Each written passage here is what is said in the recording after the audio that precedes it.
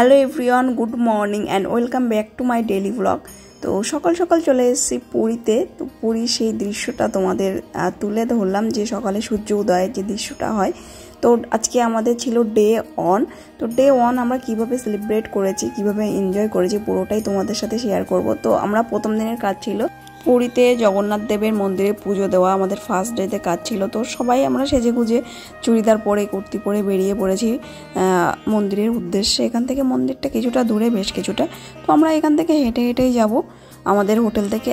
আর যেটা এখানে মেন বলে দিই, আমাদের হোটেল থেকেই কিন্তু আমরা একজনকে সিলেক্ট করেছিলাম, সেই কিন্তু আমাদের দর্শন করতে সাহায্য করেছিল। কারণ এখানে কিন্তু প্রচুর লাইন হয়, ভীষণ বড়। আমাদের সাথে কথা বলতে বলতে চলে আসলাম আমরা জগন্নাথ দেবের মন্দিরে। দেখতে পাচ্ছ জায়গাটা ভীষণ বড়, ভীষণ অনেকটা বড় জায়গা নিয়েই তৈরি। এখান থেকে কিন্তু রথযাত্রাটা হয়। তো যাই হোক, এখানে 4টে দরজা আছে যেখান দিয়ে পুরীর মন্দিরে প্রবেশ করা যায়। তো আমরা যাকে সিলেক্ট করেছিলাম সেই কিন্তু আমাদের নিয়ে গিয়েছিল একটা দরজা দিয়ে। তো খুব কম লাইনেই আমরা পৌঁছে গিয়েছিলাম জগন্নাথ দেবের দর্শন করতে। তো সেখানে ফোন অ্যালাউ নেই, কোনো চামড়ার জিনিসও অ্যালাউ নেই, যা ভিডিও করে তোমাদেরকে দেখাতে পারলাম না। সো সেখান থেকে চলে আসলাম আমরা বাজারে, সেখান থেকে একটু রেস্ট নিয়েছিলাম। তো বাজারে চলে আসলাম। এখানে একদম সমুদ্রের পাশ দিয়ে কিন্তু ভীষণ বাজার বসে। আর এখানে কিন্তু বেশিরভাগ তৈরি হয় শাকের জিনিস, শাকের যে জিনিসগুলো পাওয়া যায়, শাক থেকে শুরু করে সবই সেই ধরনের জিনিসগুলোই বেশি বিক্রি হয়। তো আমার ফার্স্ট টাইম যাওয়া হচ্ছে পুরীতে। আর এখানে কিন্তু প্রচুর শপিং করেছে একমাত্র পারমিতা দি একমাত্র 10,000 টাকার মতো শপিং করে নিয়েছে অলরেডি।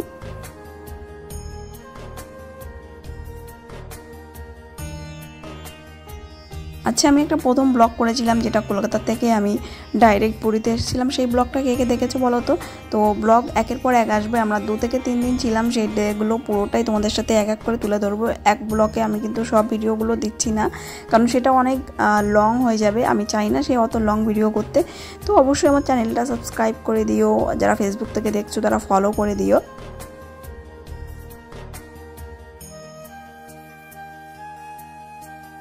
দীঘার থেকে কিন্তু পুরীতে একটু দামটা বেশি প্রত্যেকটা জিনিসের। তো তোমরা যারা যাচ্ছ তারা একটু বার্গেনিং করে কেনো। আচ্ছা বলে দেই, এখন কিন্তু গরমের সময় আমরা গিয়েছিলাম, যার জন্য কিন্তু পুরীর জগন্নাথ মন্দিরে আমরা 2 থেকে 2.5 ঘন্টা লাইন দিয়ে দর্শন করার ক্ষমতা আমাদের ছিল না, প্রচণ্ড গরম লাগছিল। তো তোমরাও চাইলে একটা ব্রোকারের সাহায্য নিতে পারো, যে কিছুটা টাকার বিনিময়ে তোমাদেরকে ভালো জায়গা দিয়ে দেখিয়ে কিন্তু জগন্নাথ দেবের দর্শন করিয়ে দেবে। তো আমরাও তাই করেছিলাম, একটা ব্রোকারের সাহায্যেই আমরা গিয়েছিলাম।